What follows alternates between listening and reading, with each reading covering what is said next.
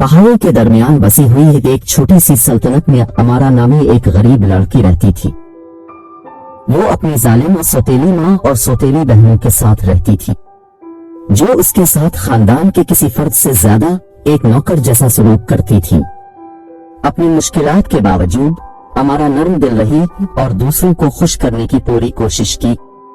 एक दिन ममलकत की मलिका ने हुक्म दिया, जमीन की तमाम नौजवान लड़कियों को अपनी कताई की महारत दिखाने के लिए महल में हाजिर होना चाहिए। मलिका को बारीक ऊन और धागों का शौक था और वो देखना चाहती थी कि ममलकत में कौन सी नौजवान औरत सबसे खूबसूरत ऊन काट सकती है। मलिका ने ऐलान किया, जो भी बेहतरीन ऊन काटती है उसे अजीम इनाम और शहजादी से शादी का मौका मिलेगा। अमारा की सौतेली माँ मलिका की मेहरबानी हासिल करने के लिए बेचैन थी। उसने अमारा को इस तकरीब में शिरकत करने पर मजबूर किया, बावजूद इसके कि वो कताई का तजुर्बा नहीं रखती थी। अमारा को बहुत खौफ महसूस हुआ। जब उसकी बारी आई तो अमारा की नातजुर्बाकारी अयां हो गई और मलिका ने अमारा के ऊन के मेयार से नाराज होकर इसे सजा देने का फैसला किया। उसने अमारा को महल के एक छोटे मध्यम रोशनी वाले स्टोर रूम में बंद कर दिया, जिसके चारों तरफ ऊन के ढेर और चरखे थे। मलिका ने अमारा को बताया, तुम तब ही जा सकती हो जब तुम तमाम ऊन को बारीक धागे में काट लोगी। मायूस और नाउम्मीद अमारा स्टोर रूम में बैठी अपनी हालत पर रोती रही। अचानक उसने स्टोर रूम के दरवाजे की चटकने की आवाज सुनी और 3 अजीब सी नजर आने वाली औरतें अंदर चली गईं। एक का पांव बड़ा चपटा था, दूसरी की नाक बहुत लंबी थी और तीसरी के बड़े होंठ थे। तीनों ख्वातीन ने अपना तारुफ कराया। हम हुनरमंद स्पिनर हैं और काम को तेजी से खत्म कर सकती हैं, लेकिन कुछ शराइत के साथ। आपकी क्या शराइत है? मुझे सब मंजूर है।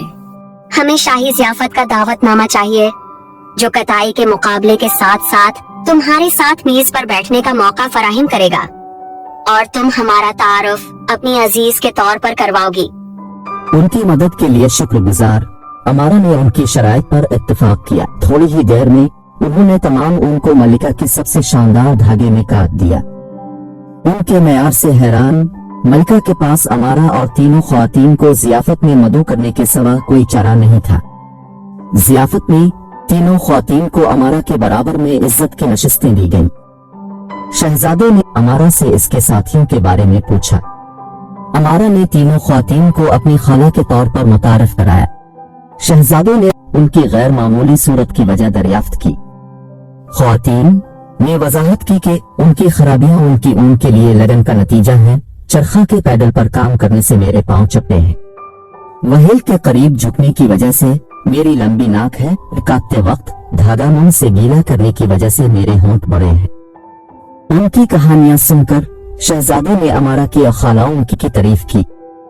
उसने महसूस किया कि अमारा की खूबसूरती न सिर्फ बैरूनी बल्कि अंदरूनी भी थी, क्योंकि वो उन लोगों की कदर करती थी जिन्होंने इसकी मदद की थी। शहजादे ने अमारा से उससे शादी के लिए हाथ मांगा। अमारा और शहजादे की शादी एक शानदार तकरीब में हुई और तीनों ख्वातीन को उनकी मेहरबानी और महारत के लिए एजाज से नवाजा गया।